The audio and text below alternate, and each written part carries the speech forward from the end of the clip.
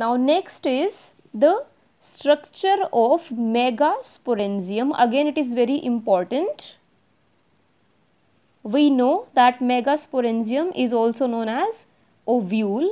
It is an integumented structure. Integumented means having the protective coverings in which the meiosis and megaspore formation takes place. So ovule के अंदर ही meiosis भी होगा और megaspore formation भी होगा और यही मेगास्पोर आगे जाकर हमें देंगे embryo sac. Fine, we will study this process later on. Now ovule is attached to placenta, we know, and through the structure ovule and placenta are attached is known as funicle. Means funicle is that structure, that stalk through which ovule is attached to placenta, and we know ovule after fertilization will be converted into seeds. Now the junction between ovule and funicle. Ovule and placenta attachment is the funicle.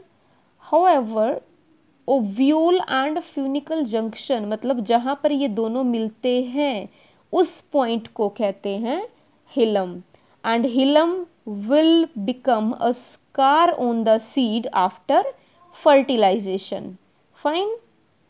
Next is the integuments. As I told you, integuments are the protective envelopes which encircle the ovule everywhere except at the tip, or you can say the small opening which is called as micropyle. मतलब micropyle ovule का वो portion है जहाँ पर ये integuments present नहीं होंगी, और माइक्रोपाइल से जो अपोजिट पार्ट होगा वो कहलाएगा chalaza. The part opposite to micropyle is called as the chalaza. It is the basal part of the ovule just opposite to micropyle. The next part is the nucleus. It is not nucleus, it is nucleus. Nucleus, it is a mass of the cell encircled by integuments, and nucleus is very rich in the reserve food material. Means the function of nucleus is providing the food material. Fine. And the last one is a single embryo sac, which is also known as female gametophyte. I show you the structure of ovule in a diagram. See, this is the structure of ovule. These are the integuments. Integuments means the protective coverings. Fine. And these protective coverings encircle the embryo everywhere except at the opening. This opening is called as micropyle. Micropyle is that portion of the ovule where the integuments are not encircle the ovule, and the part opposite to micropyle is called as what? The chalaza. Fine. And this whole part, a mass of the cell called as nucleus. Fine. And this structure, this is the embryo sac or the female gametophyte. Inside the ovule, the megaspore formation takes place, and then megaspore will give rise to the female gametophyte. We will study the structure of female gametophyte later on, how this structure is formed.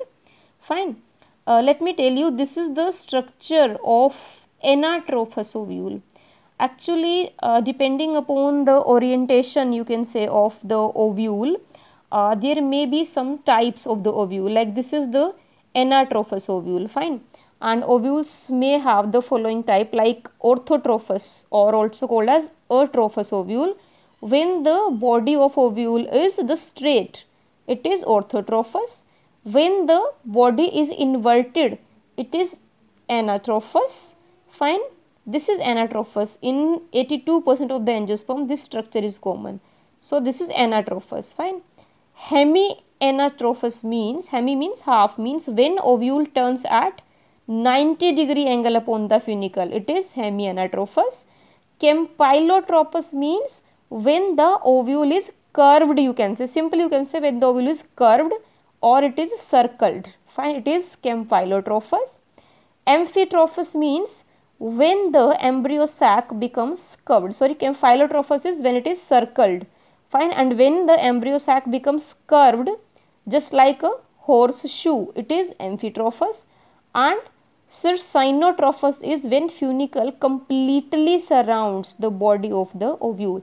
These all are the types of the ovule depending upon the shape and the orientation, but the most common is the Anatrophus ovule. आपके exam में भी हमेशा यही आता है, draw the diagram of Anatrophus ovule. Fine, so this was all about the structure of ovule or the megasporangium. Again I am saying it is very important. Fine, next we will study how this embryo sac or the female gametophyte forms. Fine.